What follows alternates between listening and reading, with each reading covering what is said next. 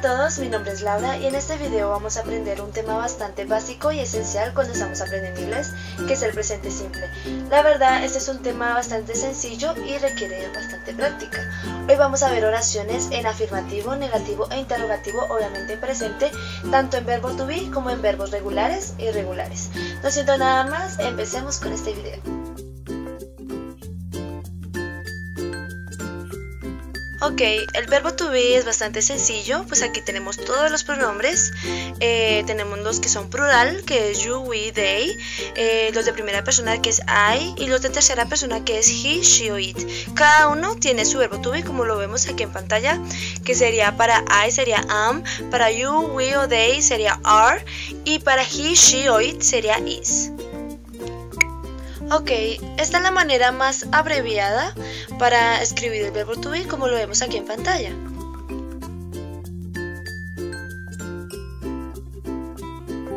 Ok, aquí vemos un pequeño ejemplo. Podemos escribirlo de las dos formas, I am happy o I'm happy. Yo estoy feliz. Entonces podemos ver que podemos usar las dos maneras, una más abreviada que la otra, pero siguen significando exactamente lo mismo.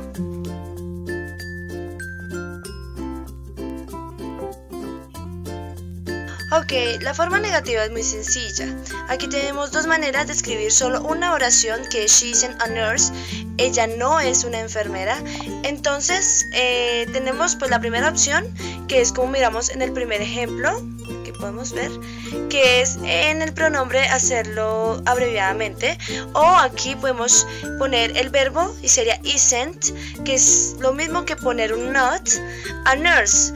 Sea cual sea la oración que queramos hacer, estas son las dos maneras facilísimas de escribirla en negativo con el verbo to be. Ok, aquí tenemos otro breve ejemplo de una forma negativa, esta vez usando el pronombre they. Ellos no están en el parque, they are in the park.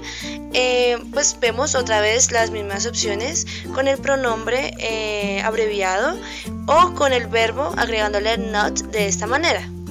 Pues así sería la forma negativa del verbo to be.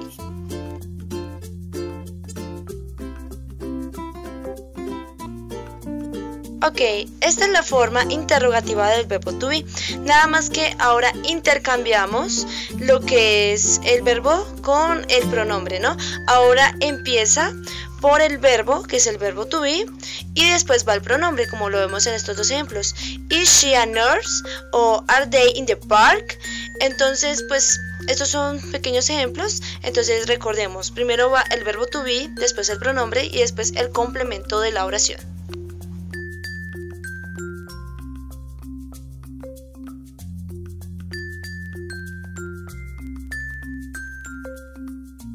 Ok, para verbos regulares como irregulares, esta es la forma afirmativa de hacerlo. Primero va el sujeto, después el verbo y después el complemento que queremos darle. Aquí tenemos el primer ejemplo, que es un verbo regular y este es un verbo irregular. Así que para I, pues el verbo sigue siendo el mismo, que es live, que bueno, ese es el verbo vivir y este es el verbo ir, ¿no? Para you también seguiría, bueno, para los verbos plurales también seguiría live, pero para cuando llegamos a tercera persona sería lives y se le coloca la S. Ya es regla, ¿no? Ya es regla de colocar una S al final a los verbos cuando están en tercera persona, que es he, she o it. Lo mismo tenemos para el verbo irregular, pero hay algunos verbos que en ciertas terminaciones se les coloca una ES o una ES al final. En este caso, para go se le pone una ES al final cuando está en tercera persona, ya sea he, she o it.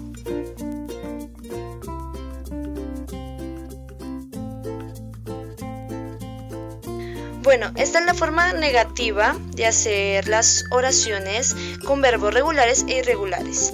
Así que esta vez para las oraciones negativas vamos a usar un verbo auxiliar que sería el do.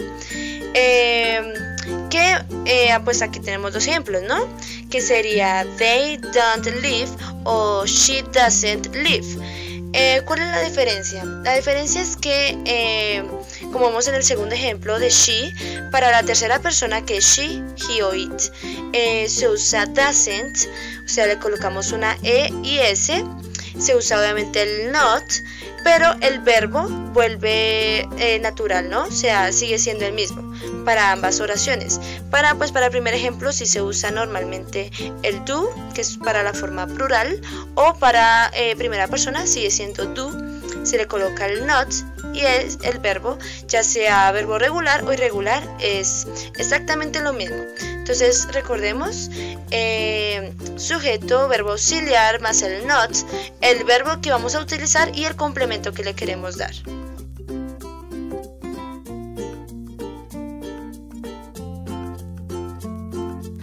Ok, esta es la manera interrogativa de hacer las oraciones usando verbos irregulares como regulares.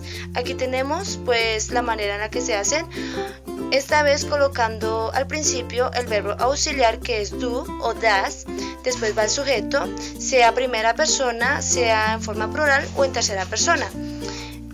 Después colocamos el verbo y después el complemento que le queramos dar. Aquí tenemos dos ejemplos muy claros, do you speak in English?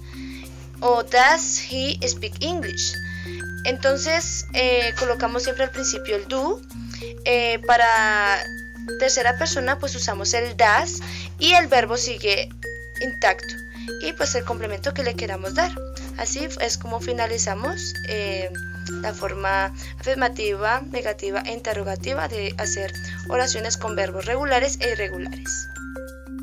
Ok, espero que les ayude este video, ya saben, practiquen bastante, que tengan una agradable semana, tanto en sus hogares, como con sus amigos, como con sus conocidos, y que Dios les bendiga, bye bye.